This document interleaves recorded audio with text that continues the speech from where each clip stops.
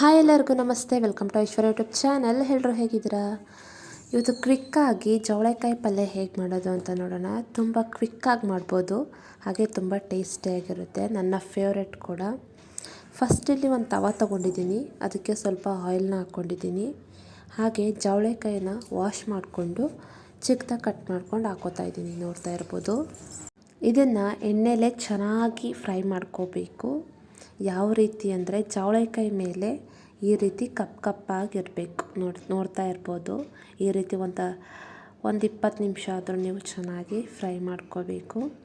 ಅದಾದಮೇಲೆ ಆ ಜವಳೆಕಾಯಿನ ನಾನಿಲ್ಲಿ ಒಂದು ಪ್ಲೇಟಲ್ಲಿ ತೆಗೆದಿಟ್ಕೊಂಡಿದ್ದೀನಿ.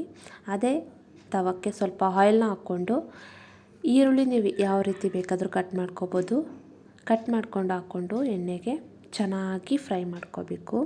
ಹಾಗೆ ಇಲ್ಲಿ ಒಂದು 2 ಟೊಮೆಟೊ ಹಾಕ್ಕೊಂಡಿದ್ದೀನಿ, ಅದನ್ನು ಕೂಡ ಚೆನ್ನಾಗಿ ಫ್ರೈ ಮಾಡ್ಕೊಳ್ಳಿ. ನೀವು ಈರುಳ್ಳಿ ಟೊಮೆಟೊ ಎಷ್ಟು ಚೆನ್ನಾಗಿ ಫ್ರೈ ಮಾಡ್ತೀರೋ ಅಷ್ಟು ಚೆನ್ನಾಗಿ ಪಲ್ಯ ರೆಡಿ ಆಗುತ್ತೆ.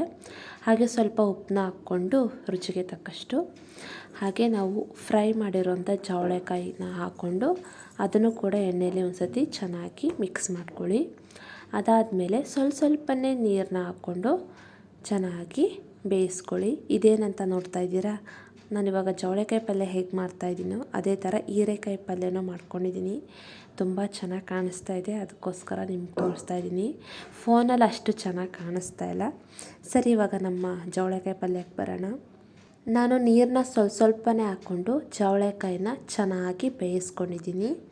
ಸ್ವಲ್ಪ ಕೂಡ ನೀರು ಇಲ್ಲದ ಹಾಗೆ ಮಾಡ್ಕೊಂಡಿದ್ದೀನಿ. ನಿಮಗೆ ನೀರು ಬೇಕಿದ್ದರೆ ಅನ್ನಕ್ಕೆ ಅಥವಾ ಏನಕ್ಕಾದರೂ ಬೇಕಿದ್ದರೆ ಸ್ವಲ್ಪ ನೀರನ್ನ ಬಿಟ್ಕೋಬೋದು. ಸ್ವಲ್ಪ ಅರಶಿನ ಹಾಕ್ಕೊಂಡಿದ್ದೀನಿ. ಹಾಗೆ ಇದು ಕೃಷಾಣಿನ ಹುರಿದ್ಬಿಟ್ಟು ಗ್ರೈಂಡ್ ಮಾಡ್ಕೊಂಡಿದ್ದೀನಿ. ಇದನ್ನು 1-2 ಸ್ಪೂನ್ ಹಾಕ್ಕೋತಾ ಇದ್ದೀನಿ. ಹಾಗೆ 1 ಸ್ಪೂನಷ್ಟು ಸಾಂಬಾರು ಪೌಡರ್ನ ಹಾಕ್ಕೋತಾ ಇದ್ದೀನಿ. ಹಾಗೆ ಖಾರಕ್ಕೆ ತಕ್ಕಷ್ಟು ಖಾರದ ಪುಡಿನ ಹಾಕ್ಕೋತಾ ಇದ್ದೀನಿ. ಇದನ್ನೆಲ್ಲ ಹಾಕ್ಕೊಂಡು ಚೆನ್ನಾಗಿ ಮಿಕ್ಸ್ ಮಾಡ್ಕೊಳ್ಳಿ. ಬೇಕಿದ್ದರೆ ಸ್ವಲ್ಪ ನೀರನ್ನ ಚುಂಬಿಸ್ಕೊಳ್ಳಿ, ನೀರು ಇಲ್ಲ ಅಂದರೆ.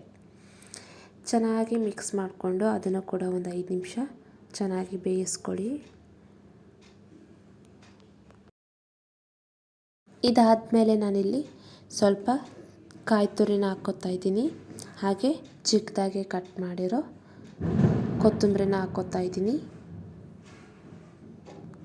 ಇದನ್ನು ಚೆನ್ನಾಗಿ ಮಿಕ್ಸ್ ಮಾಡಿಕೊಂಡ್ರೆ ಜವಳೆಕಾಯಿ ಪಲ್ಯ ರೆಡಿ.